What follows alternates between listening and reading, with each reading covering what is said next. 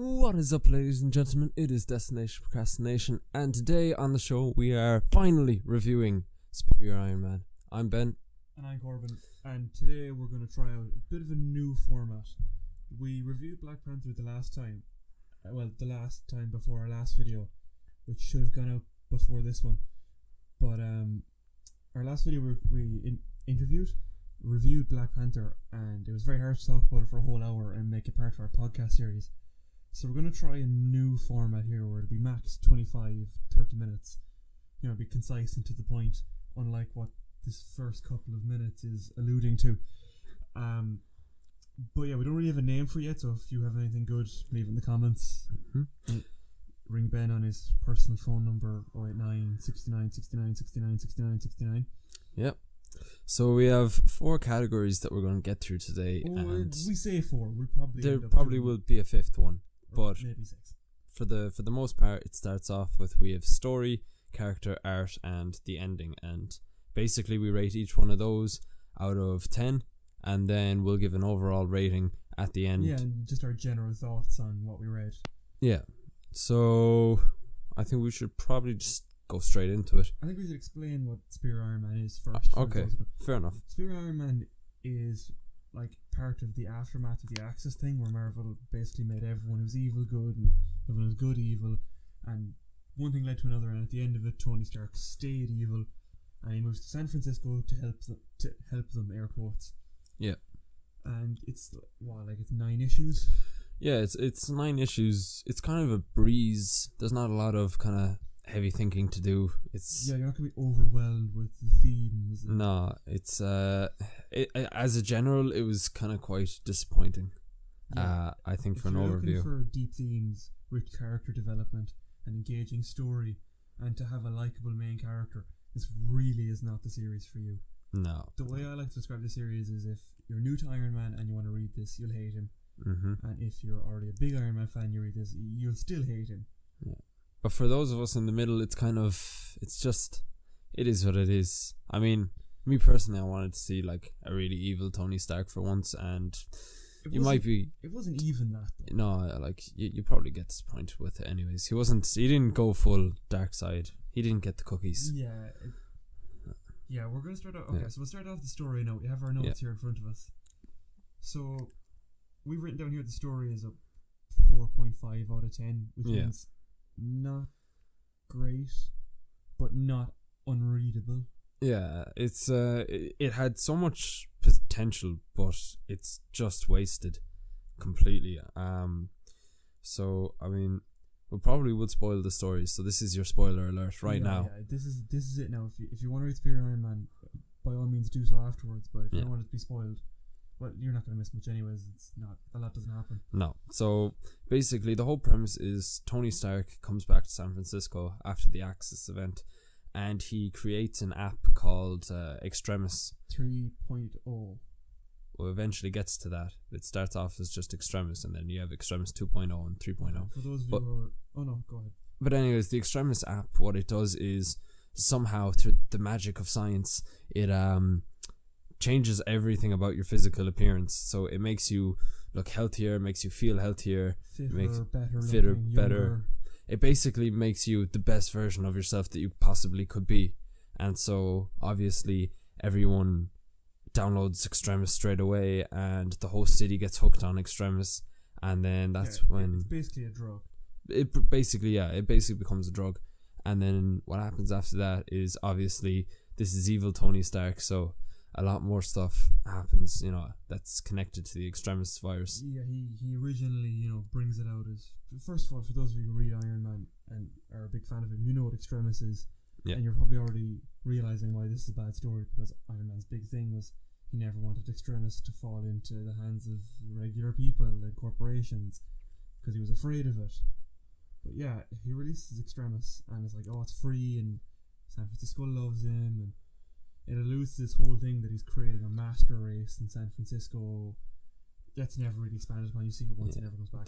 There's like just this one thing where they start beating up a homeless woman, and that's kind of it, because they create a social divide, because those people who don't have smartphones, like the homeless, and don't have the Extremis app, are seen as inferior beings by everyone else who does have extremis, and so they feel a sort of sense of entitlement to kick the crap out of the homeless and basically kind of segregate the people into two halves: the halves that are extremely good looking and fit and healthy with extremis, and the other half that are poor, can't afford phones, or are homeless, or just have no way of getting extremis. Yeah, so basically the shit hits the fan pretty quick. Yeah. But he originally brings out extremis as free for a day, mm-hmm. and then everyone painfully reverts back to their old selves, and it says free trial ended, $99 daily renewal required. And it's basically this whole thing of him trying to make money, and it's not good. It's so much wasted potential. And, we'll probably get to why I think it's wasted potential by the ending. Or I could just say it right now. But, basically, like, it makes you think that Tony Stark is going to take over San Francisco. That's kind of where it kind of is trying to bring you. But then, like, he doesn't go full on dark side in the thing. Yeah, he tries to do a lot of kind of good things. Yeah, we'll get to that more in the character section. Which we will. But, the story, it's very okay. It's okay. Like, are you gonna have a great time reading it? No, probably not. Could you read it to pass half an hour? Sure. Why not? Wouldn't kill you. But it's just not fantastic. And another thing that I found is, like, it kind of feels a bit stretched out between 9 issues. I feel like you could condense it all into 5. Well, in all fairness, that whole aspect is kind of forgotten about after like 5 issues. Yeah, that's true. It's kind of just thrown away. A lot of things that are brought into this comic book are just like discarded for no reason and There's never brought back. So many loose ends, and it wasn't very good. So that's our overall version of the story. So we're going to move on to characters now. And so we gave characters a 7.5 because while we didn't like Tony at all, it's still Iron Man. It's still Iron Man. There were great characters. They just weren't used very well. They weren't used very well. There were, I think in total of maybe like 5 main characters in the story, maybe 6. Yeah, no, that seems about right. Yeah, so I mean, in total of, okay, let's go over the characters who appear and the important ones that appear. So the important ones, you've Tony. There's a new character, Teen Abomination, who we'll get to it in a bit more. Yeah. There's Pepper Potts, who comes back into it for a while. Pepper Potts. Matt Murdock. Yeah. Daredevil, who appears briefly for no reason. There's then the big plot twist of AI Tony. Yeah, AI Tony. And then Happy makes a few kind of scenes. Appearances and Teen Abominations. Yeah, like if you're looking for characters who change and develop and grow throughout the series, you're not looking in the right place. No, no one changes. The characters who grow the character who grows the most, ironically, is AI Tony, a program designed to have one personality and never change. Oddly enough, I wouldn't say AI Tony changes at all. I'd say mostly Teen Abomination changes. Not really. He kind of does, because it's kind of the whole thing about Teen Abomination. So just for people who don't know, Teen Abomination is Teen Abomination pretty much. It is basically what you think he is. He's kind of another kind of Hulk clone. Well, not really a clone of Hulk, but you know what I mean. He's just a kid. His mom worked for Stark Industries. His mom got caught in a gamma explosion. He blamed Tony. He goes to fight Tony, but it's really to get Tony's attention. Yeah. Tony decides to help him, but he's not really helping him. Then something happens, and we won't spoil. I don't think we'll spoil that we'll part. Leave that a little bit. And then Tony goes, no, this time I actually will help you, but I'm still going to profit off it because I have to still pretend I'm evil. Yeah, and that gets on to my next point. Is Tony doesn't go very far in either direction. No. The writer, who I'm sure is a very talented writer in his own respect, can't seem to decide what to do with it. Yeah. I can't remember the writer's name now, but he can't decide between wanting to make Tony redeemable or wanting to make him totally evil. And he goes back and forth between the two a lot. Yeah. It leads to some very mixed match storytelling.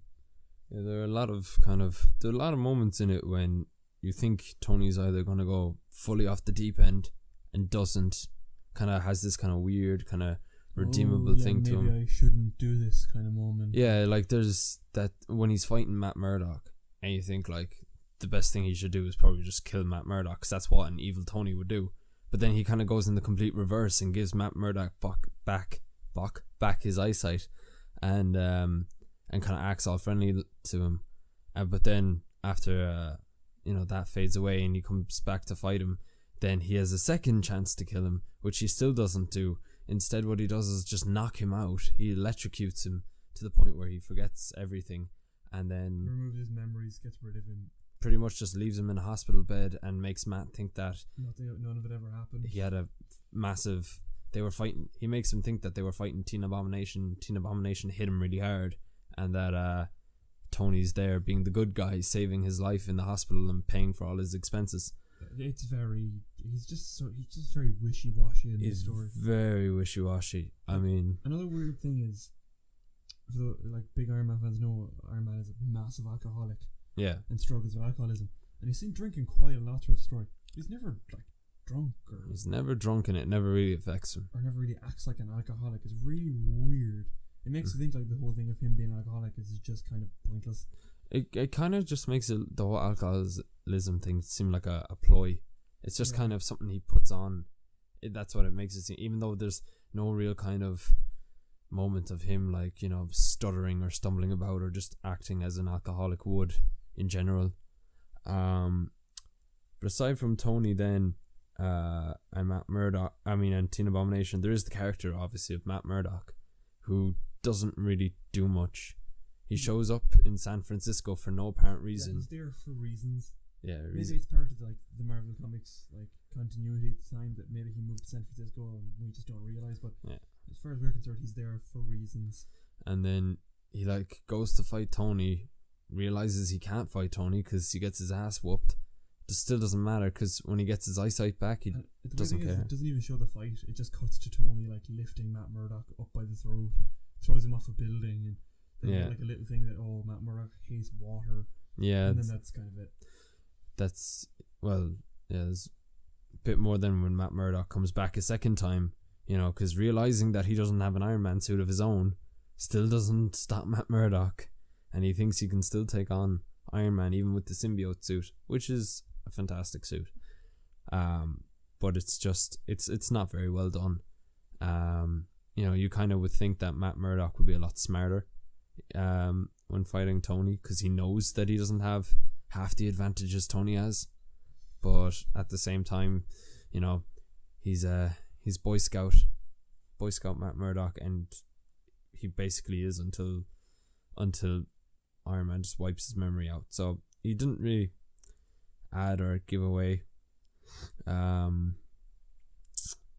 anything. So it's just like another one's Pepper Potts. Like she just comes across as whiny and annoying in this. Yeah, the thing about Pepper is that like even after everything Iron Man's done, like Matt Murdock sees no redemption in him. Teen Abomination sees no redemption in him. Teen Abomination sees it in him. Teen Abomination sticks by him for a lot of the story until like the very end.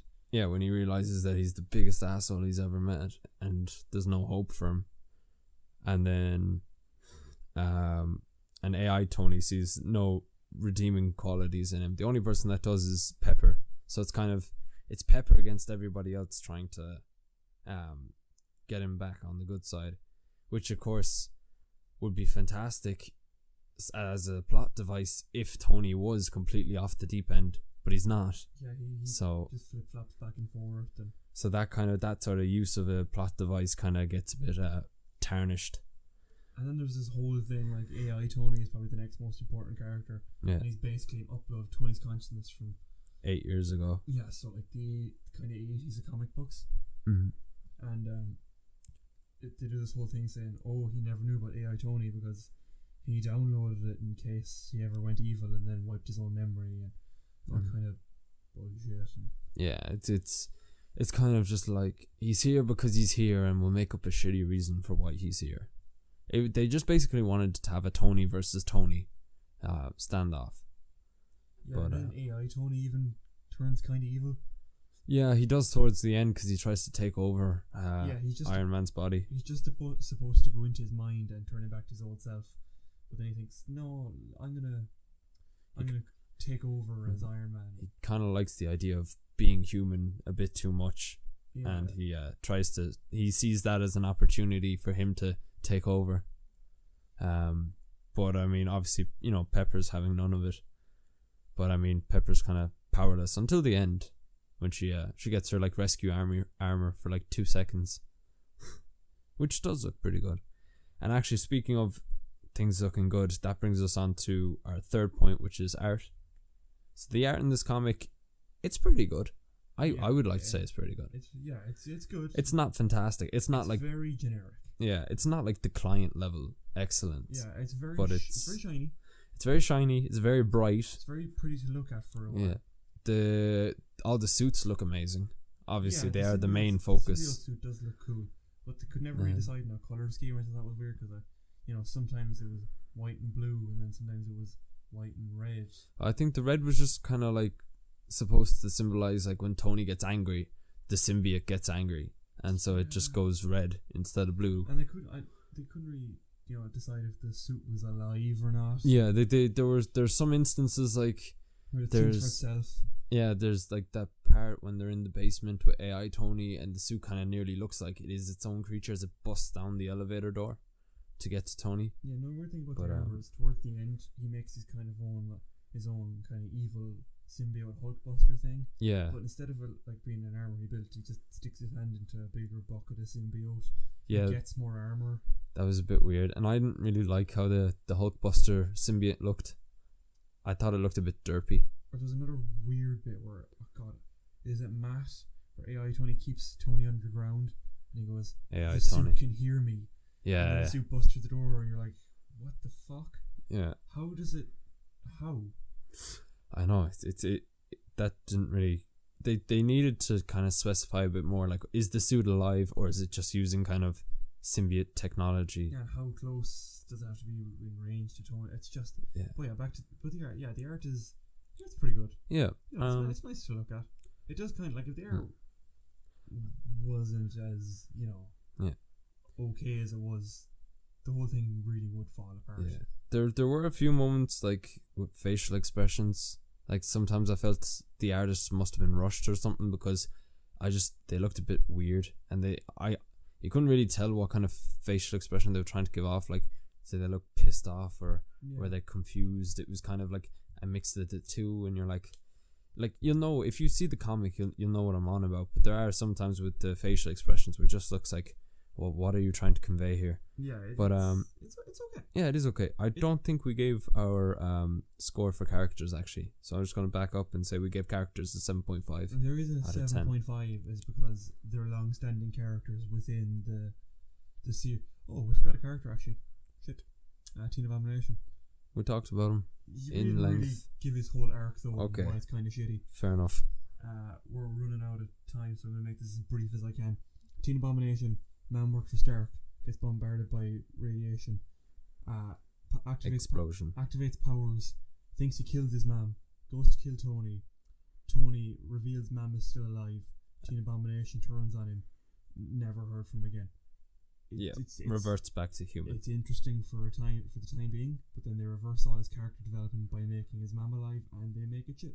Yep, that's pretty much it. So we're coming up to our final point now. So our final point. Actually, what did we give the art? An 8? Oh, sorry, yeah, we gave the art an 8 out of 10. Yeah, because it's very shiny and superhero-y and very nice, lasers and guns. At the very end, and it kind of gets a bit House Party Protocol. All the suits look good. Yeah. So and then here we're on the ending. So the ending, I gave a 3 out of 10.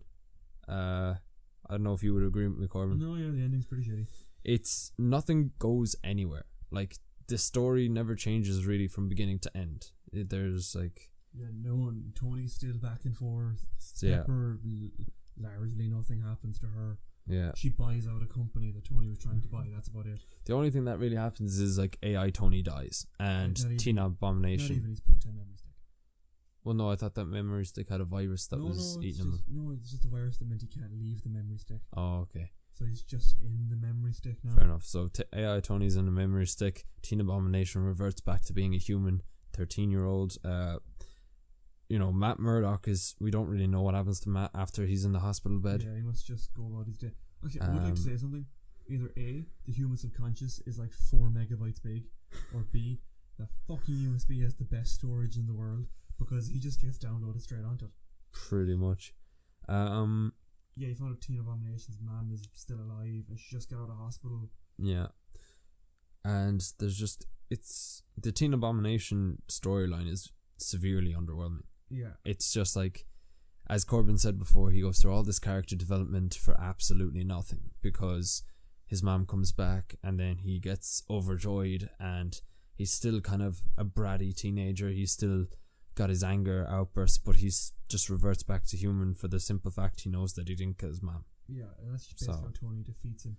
Yeah, that's because when Tony realizes he's turning, he's just like, your mom's alive. Your mom's alive. No and powers. Then, okay, cool. Let's keep going. Yeah, then it's like, let's keep going with the story. Which kind of doesn't really end anywhere, Yeah, the story, the final page is just Tony sitting all broody, alone in the dark, and then an advertisement for Secret Wars. Yeah, and I mean, there's, like, I felt like Pepper could have done a lot more. Pepper just kind of like, just has this kind of monologue at the end of it where she's like, you'll always be alone, no one will love you. I feel like Pepper shouldn't have been anywhere near that. I feel like Pepper shouldn't have been anywhere near that story.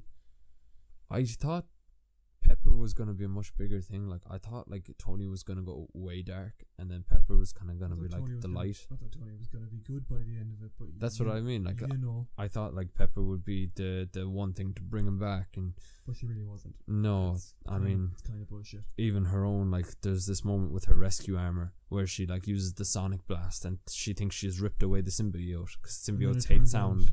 He was faking. And he'd actually sound like dampening shields built into the symbiote, and she's like, fucking Jesus, okay. It's like, Jesus, how far ahead were you thinking, Tony? Yeah, it's disappointing. Yeah, I think we should move on to our final thoughts now. So our final thoughts, right, I haven't calculated the score.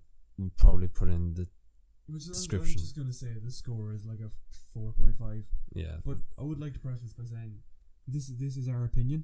It is. After reading it, if you liked Superior Iron, I can see why you did. Yeah, there are definitely some good moments in it. Like, it's not all terrible. Like, the fight scenes are cool. We gave a lot of shit, but there are some cool bits, and it did have an interesting premise.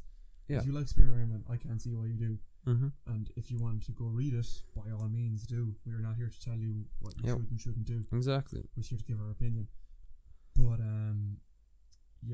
I think the story would have benefited greatly if it had been like a what if story, like if it had been like a self-contained, like this is in a different universe, so it doesn't matter thing. Yeah, because if they did that, then Tony could have literally just been as evil as they wanted him to be, because he's not Earth 616 Tony. He's anyone. They didn't have to tie it into Secret Wars and do this whole thing where they could have just been like, happen on Earth 80808080, and we all been like, okay, it's an alternate reality story. Cool, it's interesting. Then they could have really just ramped it up, and it really could have. It had so much potential. It's not like the story was shit from the get-go. Like, when it starts off, you think it's going to get very good. Yeah, that's what makes the comic as bad as it is. Yeah.